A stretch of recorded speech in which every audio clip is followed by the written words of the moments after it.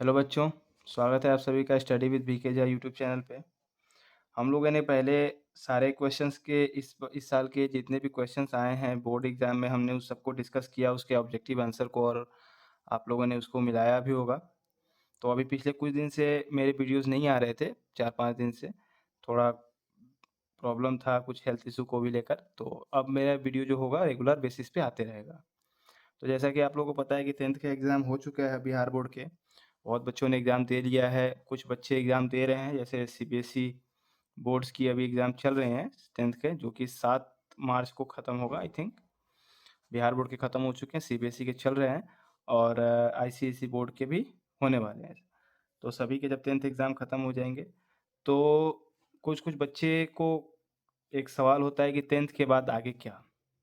जैसे कि बहुत लोगों को तो क्लियर होता है, उनको गाइडेंस देने वाले उनके एल्डर ब्रदर्स होते हैं, सिस्टर्स होते हैं, तो वो तो बता देते हैं, घर में गार्जियन होते हैं, तो वो उनके गाइडेंस दे देते हैं। बट बहुत को नहीं पता होता है। कुछ बच्चे चाहते हैं कि उनका जल्दी से जल्दी जॉब लग जाए, कुछ बच्चे चाहते हैं कि नहीं उनको लंबा पढ़ाई करना है, कुछ वो स्ट्रीम भी सोच के रखे होते हैं अपने माइंड में कि हाँ, मुझे डॉक्टर बनना है, इंजीनियर बनना है या फिर वो अदर फील्ड में जाना है। तो ये जो मेरे वीडियो बनाने का पर्सपेक्टिव था, ये बेसिकली उन बच्चों को ज़्यादा टारगेट करेगा जो 10th के बाद जल्दी से जल्दी कोई जॉब लेना चाहते हैं, खासकर गवर्नमेंट जॉब। तो इसमें तो हालाँकि हेल्प तो सबको करेगा, बस बट वो कैटेगरी के बच्चों को ज़्यादा हेल्प करेगा जो जल्दी से जल्दी जॉब लेना चाहते हैं। ठीक है? तो आप इसको वीडियो को देखिए, ताकि आपको जो भी कुछ डाउट हो वो क्लियर हो जाए। तो सबको पता है कि 10th के बाद हम लोगों के पास ऑप्शंस होते हैं। 2-3 ऑप्शन होता है। सबसे पहले या तो 11th करने का, जिसको हम लोग इंटरमीडिएट बोलते हैं। इसमें 3 स्ट्रीम हो जाते हैं, साइंस, कॉमर्स, आर्ट्स। जिसको जो कैटेगरी अच्छा लगे, वो अपना इसमें सेलेक्ट कर लेता है और उसमें पढ़ाई करता है। दूसरा आता है एक आईटीआई का, आपने नाम सुना होगा आईटीआई का। आईटीआई जो होता है जिसको 11th के और 12th के यानी इंटरमीडिएट के इक्विवेलेंट ही अब घोषित कर दिया गया है, आप सबने जाना होगा। यानी अगर आईटीआई आप कर लोगे तो भी आप इंटरमीडिएट की डिग्री के इक्विवेलेंट हो जाएगा। ये पहला, ये दूसरा। तीसरा एक और ऑप्शन है डिप्लोमा। डिप्लोमा जिसको हम लोग पॉलिटेक्निक भी बोलते हैं। आपने इसका नाम सुना भी होगा, बिहार में काफ़ी प्रचलित है ये पॉलिटेक्निक का, जिसमें हम लोग पीई, पैरामेडिकल, पॉलिटेक्निक इंजीनियरिंग ये सब बेसिकली इसमें करते हैं, जो कि 3 इयर्स कोर्स होता है, 3 साल का। इसमें भी आपका सिविल, मैकेनिकल, इलेक्ट्रिकल सारे ब्रांचेस होते हैं जो कि आप इंजीनियरिंग में पढ़ते हो। ठीक है? तो ये तीनों का फ़ायदा क्या है? 11th-12th करने वाले वो बच्चे होते हैं जो अगर साइंस लेते हैं, अगर उन्हें आगे चल के आईटीआई सॉरी माफ़ कीजिए आईआईटी, जेईई मेंस का एग्ज़ाम देना होता है, तो वो यहाँ कर लेते हैं, एडमिशन ले लेते हैं अपना साइंस। कॉमर्स जो जिनको अकाउंटेंट में जाना होता है, तो वो कॉमर्स में चले जाते हैं। जिनको आर्ट्स पढ़ना अच्छा लगता है, ह्यूमैनिटी का सब्जेक्ट, जिनको आगे चल के कोई पीसीएस एग्ज़ाम का या फिर यूपीएससी एग्ज़ाम का तैयारी करना हो, तो आर्ट्स में चले जाते हैं। उसके बाद दूसरे जो कैटेगरी होते हैं बच्चे को, वो चाहते हैं कि वो आईटीआई कर लेते हैं, ताकि रेलवे में भी जो कोई वैकेंसी है, जैसे लोको पायलट ये सब का आता है, तो इलेक्ट्रीशियन का या फिर कोई भी, तो वहाँ पे इनका ओपनिंग हो जाता है। जो कि मेरा जो आज वीडियो बनाने का पर्सपेक्टिव था, मोटिव था कि वो तीसरे वाले यानी डिप्लोमा पॉलिटेक्निक पे करने का मेन मोटिव था बताने का। तीसरा, अगर आप पॉलिटेक्निक कर लेते हो, ये 3 ईयर का कोर्स होता है। इसमें बेनिफिट क्या होता है? सबसे पहला बेनिफिट है कि आपको 12th नहीं करना पड़ेगा, 11th-12th नहीं करना पड़ेगा। आपका 3 साल का डिप्लोमा का एक डिग्री हो जाएगा, जिससे कि आपका रेलवे का सभी बहाली, सभी वैकेंसी खुल जाता है इसके बाद। आप रेलवे में जेईई के लिए भर सकते हो, जो आता है जूनियर इंजीनियर का।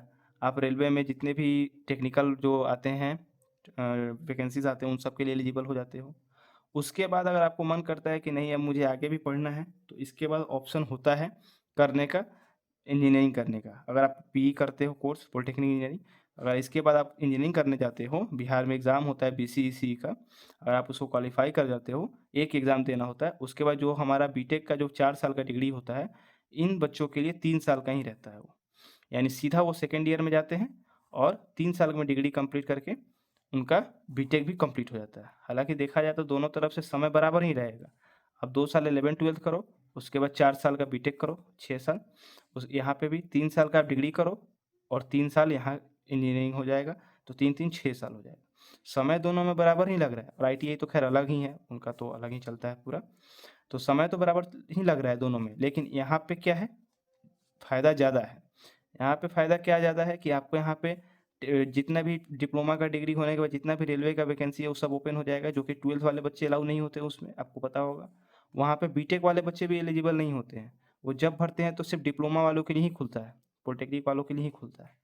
जो अभी जैसे रेलवे की बहाली अभी आई हुई है, लगभग 2600-2700 वैकेंसी आई हुई है सिर्फ डिप्लोमा वालों के लिए। तो मेरा बस यही कहने का मतलब है कि अगर आप इसका एग्ज़ाम एक बार देना चाहो तो दे सकते हो। इसका एग्ज़ाम का फॉर्म अप्रैल एंड में आएगा, मई में इसका एग्ज़ाम होता है और जून जुलाई के आसपास रिजल्ट आके काउंसलिंग शुरू होकर इसका एडमिशन भी होता है बिहार के सभी कॉलेजों में, और सभी गवर्नमेंट प्राइवेट सभी कॉलेज आते हैं उसमें।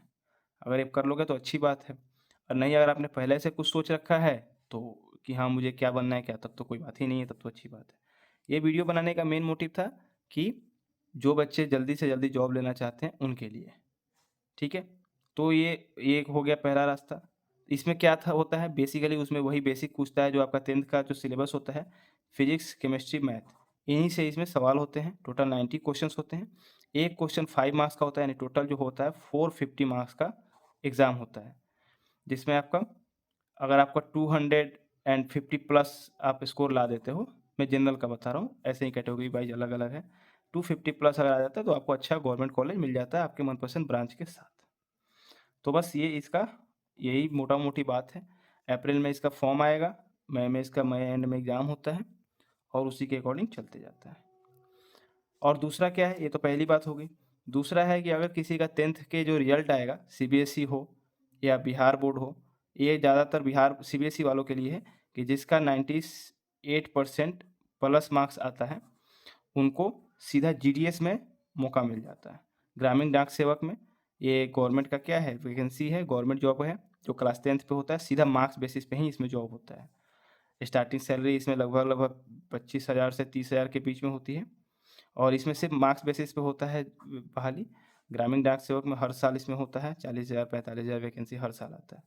तो जिसका मार्क्स ज़्यादा होता है वो उसमें एक एडमिशन बोल रहा हूँ, माफ़ कीजिए, उनका सिलेक्शन हो जाता है। तो ज़्यादातर इसमें सीबीएसई वाले बच्चे चले जाते हैं, उनका स्कोर ज़्यादा होता है। बट अगर बिहार बोर्ड में भी किसी का इतना मार्क्स आए तो वो भी इसमें जा सकता है। हर साल निकलता है बहाली, इस साल भी आएगा, ठीक है। तो मेरा इस वीडियो बनाने का बस यही मेन मोटिव था, इन सब के बारे में एक बेसिक डिटेल दे देना। जो जानते हैं उन पे तो अच्छी बात है, जो नहीं जानते हैं उनके लिए ये मेन था। बाकी इसके रिगार्डिंग मैं और भी वीडियोस डालूंगा, इसको कैसे क्लियर करना है, क्या इसमें एलिजिबिलिटी होती है, कैसे इसको क्या कैसा क्वेश्चन का पैटर्न होता है, इसको मैं इसके रिगार्डिंग और भी वीडियोस आपको मिलते रहेंगे इसी चैनल पे। बाकी वीडियो अच्छा लगा हो आपको तो लाइक सब्सक्राइब जरूर कीजिएगा, चैनल को सब्सक्राइब कर लीजिएगा ताकि नेक्स्ट टाइम जो भी बेल आइकन क्लिक करके रखिएगा तो वीडियो आपको मिलते रहेगा। Okay, all the best.